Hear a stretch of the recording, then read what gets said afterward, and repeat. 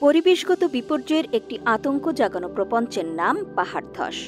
বাংলাদেশের উত্তর ও উত্তর পূর্বাঞ্চলের নেত্রকোনা ও সিলেট এলাকা এবং দক্ষিণ পূর্বাঞ্চলের চট্টগ্রাম, রাঙামাটি, বান্দরবান, খাগড়াছড়ি ও কক্সবাজারে কিছু পাহাড় রয়েছে।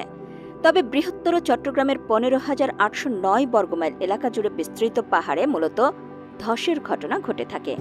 এসব পাহাড়ের যে অংশে জনবসতি বেশি এবং মানুষের বিচরণ বেশি, সে এলাকাগুলোই ধস যেন বাৎসরিক ঘটনা হয়ে দাঁড়িয়েছে।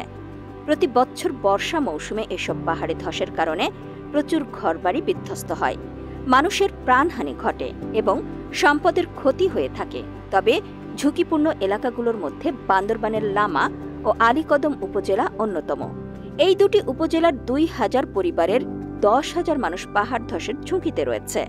এর মধ্যে লামা উপজেলার আজিজনগরের হরিণমারা, চিউনিপাড়া, ফাইতং, তেলুনিয়া, গজালিয়া, সরই, ফাঁসিয়াখালী ও রূপসীপাড়া, লামা পৌর এলাকার হাসপাতাল পাড়া, নুনারবিল পাড়া, কুড়ালিয়াটেক, টি পাহাড় এবং আলীকদম উপজেলার প্রপাতা, পোয়ামহরি, আমতলি ও বাবুপাড়া সর্বাধিক ঝুঁকিপূর্ণ এলাকা। অপরদিকে কক্সবাজারের উখিয়া উপজেলাও অন্যতম ধসপ্রবণ এলাকা। এই এলাকার পাহাড় চূড়া, পাহাড়ের ঢাল ও পাহাড়ের পাদদেশে প্রায় 60,000 পরিবার ঝুঁকি নিয়ে বসবাস করছে। এছাড়াও রামু, মহেশখালী, টেকনাফ, চকরিয়া ও পেকুয়ার বিশাল পাহাড়ি এলাকা জুড়ে প্রায় 1.5 লক্ষাধিক মানুষ ধসের ঝুঁকিতে রয়েছে। অন্যদিকে চট্টগ্রাম জেলা প্রশাসন চট্টগ্রাম মহানগরীতে 13টি পাহাড়কে ধসের জন্য ঝুঁকিপূর্ণ হিসেবে চিহ্নিত করেছে। চট্টগ্রামে পাহাড় কাটার এই মহোৎসব চলছে মূলত খুলশী, লালখান বাজার, পাঁচলাইশ, বায়েজিদ বোস্তামি, ফয়েজ লেক, পাহাড়তলি, কাট্টলি ও ভাটিয়ারিকে ঘিরে থাকা পাহাড়ে। অপরিকল্পিতভাবে এসব পাহাড়ের পাদদেশ কেটে ফেলার কারণে পাহাড় দুর্বল হয়ে যায়, বর্ষার পানি ওপরে আটকে যায়, একসময় প্রবল বেগে তাতে ধস নামে। এই পাহাড় ধসের পেছনে প্রাকৃতিক ও মনুষ্যসৃষ্ট কারণগুলো বিশেষভাবে উল্লেখযোগ্য। জেনে নেওয়া যাক সেই কারণগুলো কি কি।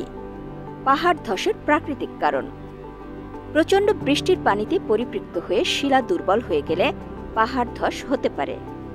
আগ্নেয়গিরির অগ্নুৎপাত ও ভূমিকম্পের সময় কম্পন সৃষ্টি হলে শিথিল মাটি ও দুর্বল পাথরের স্তূপ স্থানচ্যুত হয়ে পাহাড় ধসের সৃষ্টি হতে পারে। নদী অথবা সমুদ্র তরঙ্গ দ্বারা ঢালের নিচের অংশ ক্ষয়ীভূত হলে পাহাড় ধসের সৃষ্টি হতে পারে।